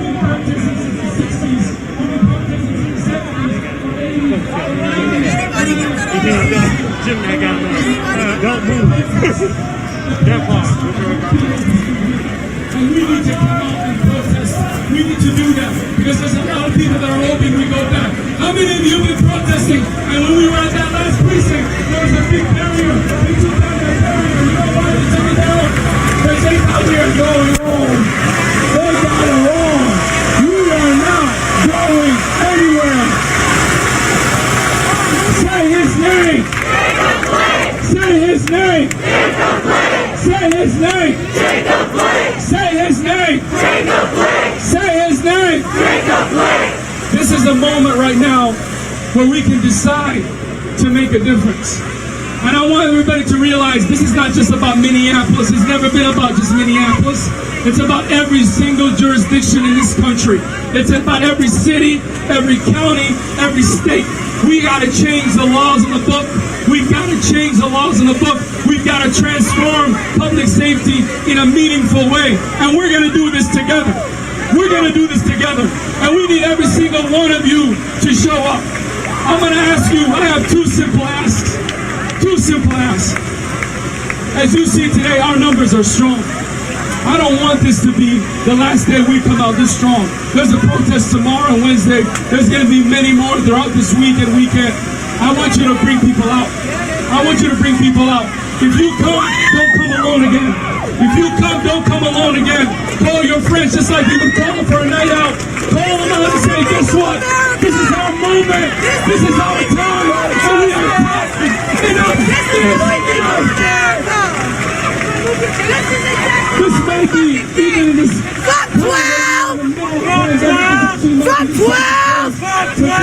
Fuck 12! Fuck 12!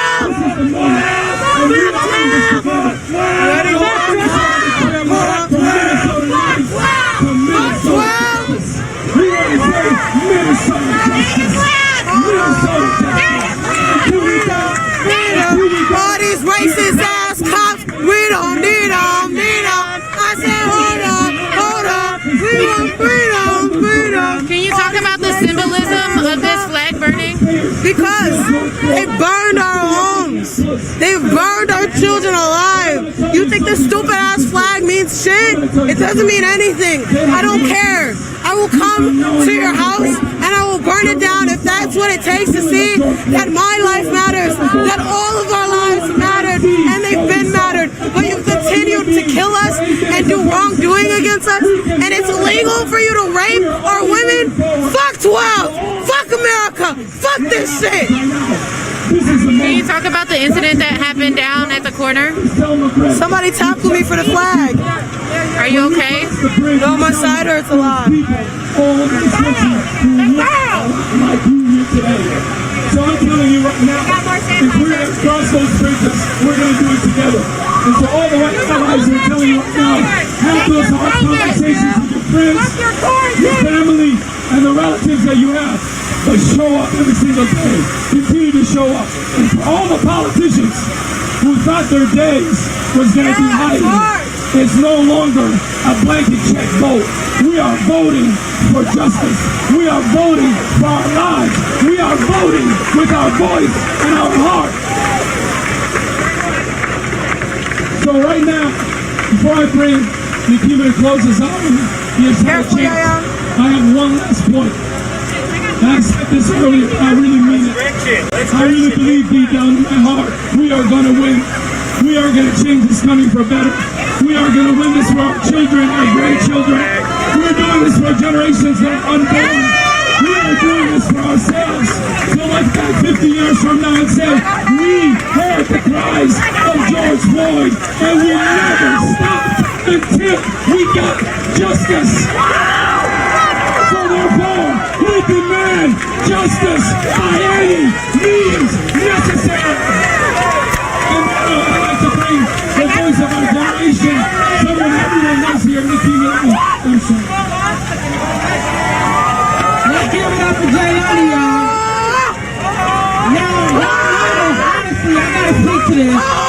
People are here for the spectacle and the drama. But you notice that in the midst of whatever the hell was going on back there, we stood 10 toes down, focused on why we came here. And that's for justice for Jacob Blake. And that's for justice for George Floyd. That's for justice for all stolen lives. So if you are here as part of this movement, the first thing you have to learn is to listen to black leadership. So when we're saying don't run your ass down there, you don't know what's going on, who, what, when, where, and how. Most of y'all can't do nothing about it. Stand and listen. You have people in position to keep us safe. You don't run after any little thing that's going on. Stay focused. Period. So with that, I'm going to ask that we do the Asada Shakur chant. That's how we close every protest. And when you leave here in peace. Don't leave by yourself. Leave with somebody else. We know the police are down there outside the first precinct, ready for some drama.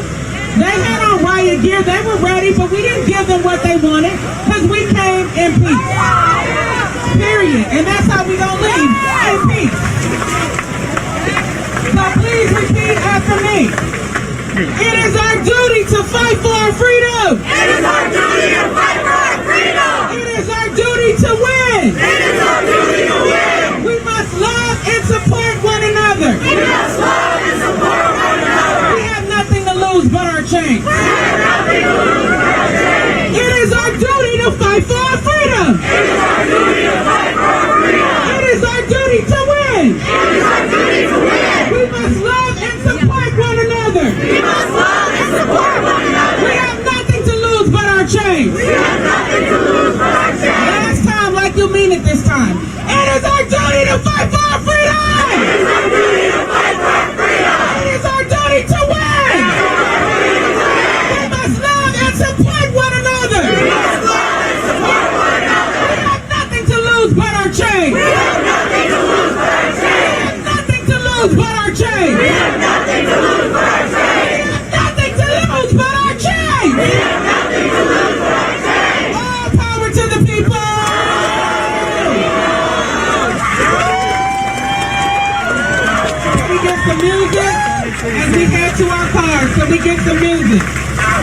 y'all see the spectacle going on, but I'm asking y'all to keep it moving. If people want to burn flags, that's on them. We staying focused on what we came here for. So let's get some music as everybody heads to your cars. Thank y'all for being here. Keep showing up, keep standing up, keep speaking up.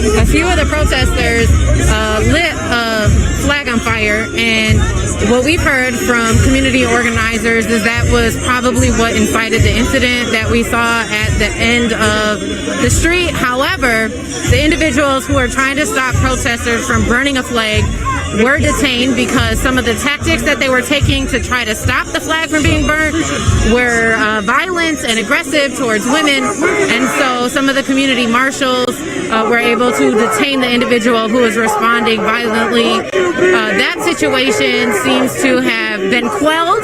However, what we're seeing right here now is the march ending and multiple people responding to the symbolism even of the American flag being set on fire. Some people are invigorated by it, others are outraged by it. We did see a few veterans that walked by, and I'm sure that this symbolism has a much different meaning for them than it does some of the younger generations. One thing to note, however, is that we have seen a wide range of individuals as far as age.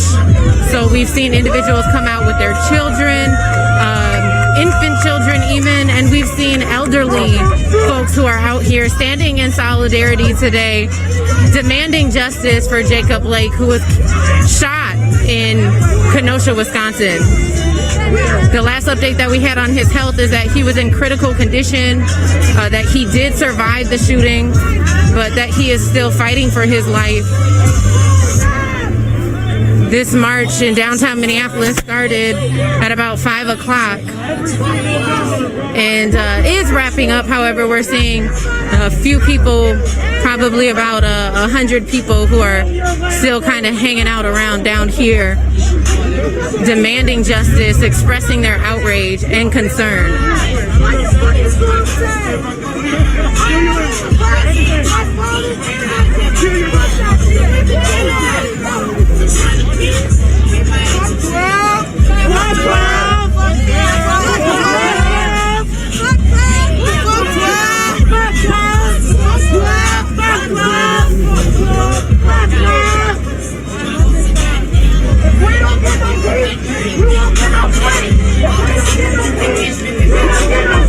can see there are some youth here who are dancing and covering the protests and march over the last few weeks. One thing that we've heard and that has been consistent is that some individuals decide to express their grief through dancing. Fuck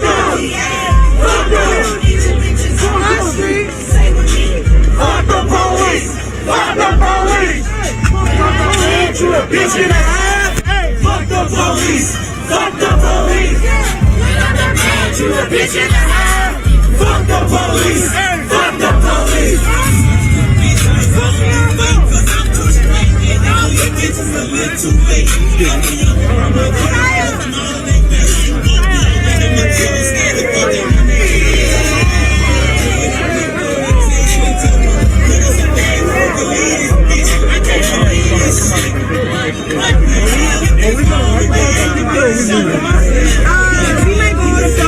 So we're still standing here, even though the march is wrapped up. I'm here with Samaya Aiden. Samaya, can you update the public on your brother's case, what happened to him, and where you guys are in your journey for justice? You want me to, sorry. Yeah, just share, about your brother, Isaac Aiden, kind of a little bit about what happened to him and where you all are in your journey for justice. Yeah, so my brother is Isaac Aiden. He was a 23-year-old college student at the University of Minnesota. He was studying IT and infrastructure, planning on going into cybersecurity. He was also a banker at Spire Credit Union. He had plans to get into mortgage underwriting. He was also, in addition to all of that, he also started his own home care business in December of 2017. He was murdered on July 2nd, 2019 by 4 officers from Bloomington and 1 officer from Egan. The district attorney, as usual, found the officers justified in using lethal force. Currently, we have a pending lawsuit, so I can't really speak on the case, but my brother was a painter. He was a family man.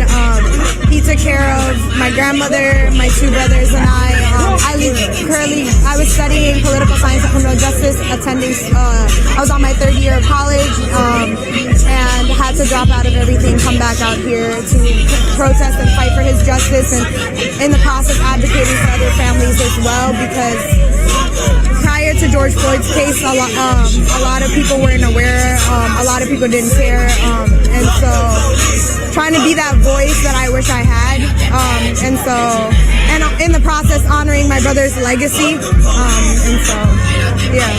And can you talk about the importance of now, it seems like there's more awareness, there's more visibility, more people are standing up and demanding justice. Can you talk about why it's so important that this momentum continue?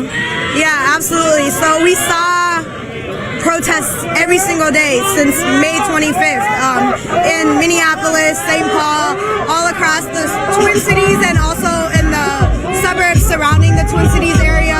There was at least 1 or 2 protests going on for the first month or so, and we saw the momentum start to die down, and unfortunately it took Jacob Blake getting murdered again to bring that momentum back up. And earlier I spoke, and it's to let people know that, like, hey, this isn't just for like a week or 2. We're living this, and it's our reality regardless. This is every day, whether you decide you want to come out and march or not, and our lives depend on it. At the end of the day, you're walking, a mile, 2 miles a day? What is that compared to the lives of ours? It's not enough to just have a BLM yard sign. It's not enough to hashtag BLM in your bio, tweet about it, or anything like that, because at the end of the day, my life is still at risk. Everybody who looks like me and pigments darker than mine, or even a couple of shades lighter, are still at risk. None of that really helps. Put your body on the line, use your voice, use your privilege, advocate. Don't let the momentum die down. Absolutely. So I saw you respond. It looked like there was an incident at the end of the block. However, we were informed that community marshals responded and they were able to de-escalate. I saw you respond to it. Can you talk about what you witnessed when you kind of ran down there and intervened?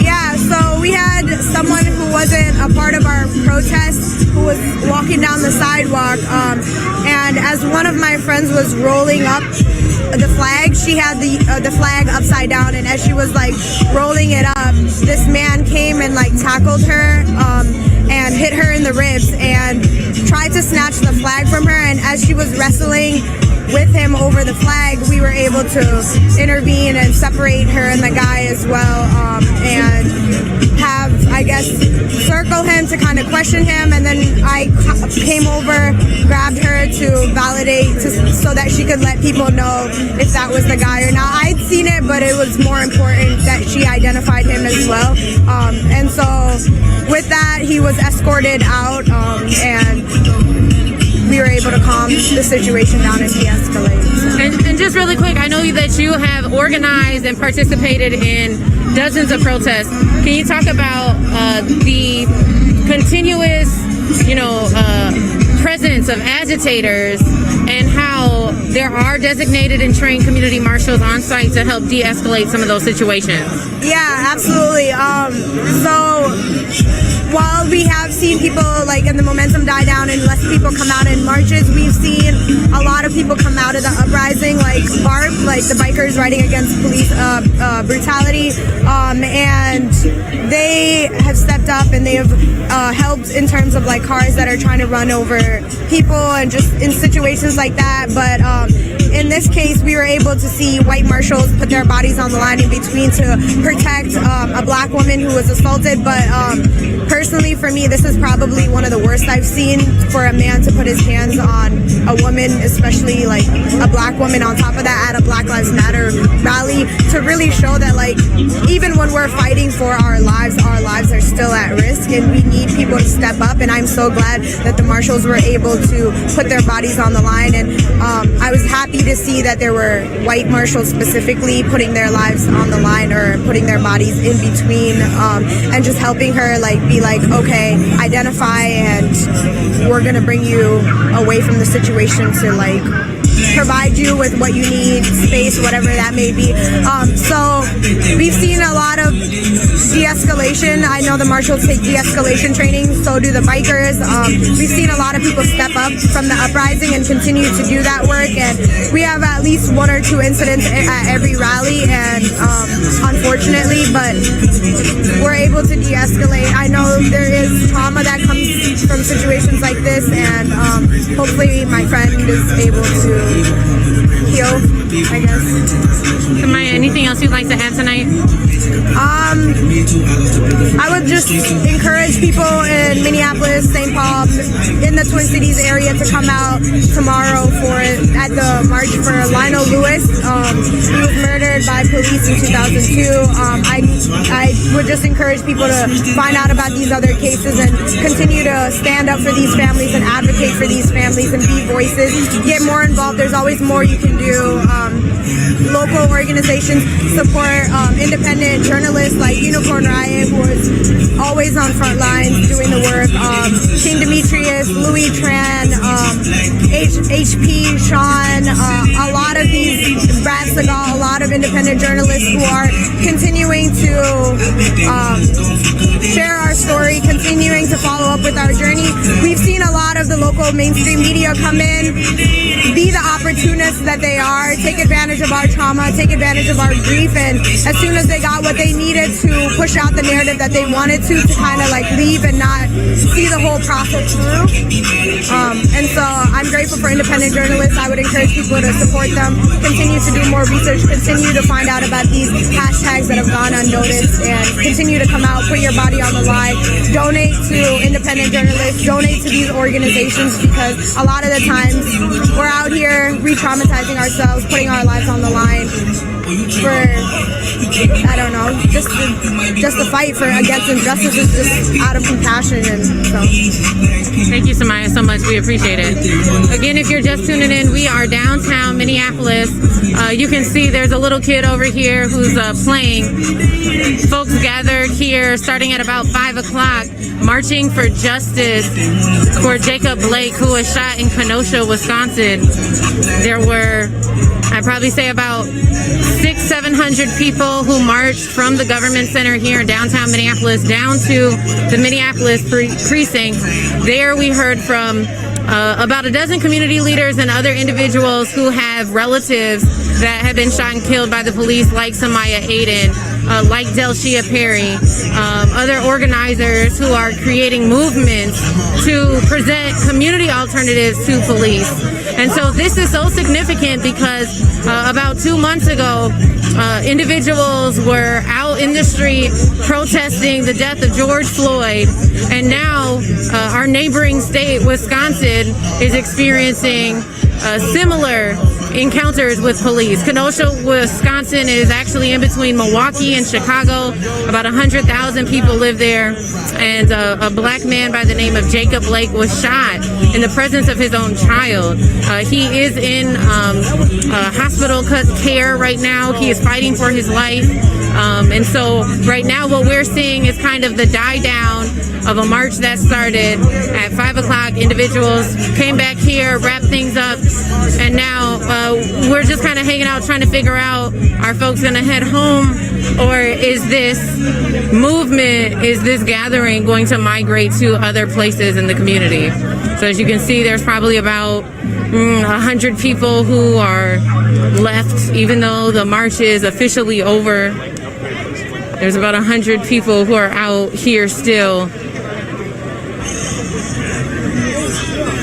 And so if you tune into our live feeds often, we are a nonprofit horizontal media organization. We are entirely funded by donations, and so if you have been informed by this live stream, we just encourage you to donate. You can go to our website, unicornriot.ninja. There should also be a link in the comments below. We appreciate those of you who have positioned us to be able to continue to do this work. In this day and age, we understand how important it is to have independent voices and individuals like ourselves who come out on the ground up close and personal to individuals. For example, the incident that happened at the end of the street here, I don't know how many other media organizations are really going to be able to get to the truth of what happened, or how that incident may be sensationalized. So it's so important to continue to fund independent media organizations. So we want to thank all of you who have donated and encourage those of you who may have been informed by this live stream today to go ahead and make a donation to unicornriot.ninja. I know that we're probably going to be out here for a little bit longer, just seeing, what happens. Like I said, about 100 other people are hanging out, some people dancing, some people still have their signs up, some folks chanting, all in solidarity for Jacob Blake.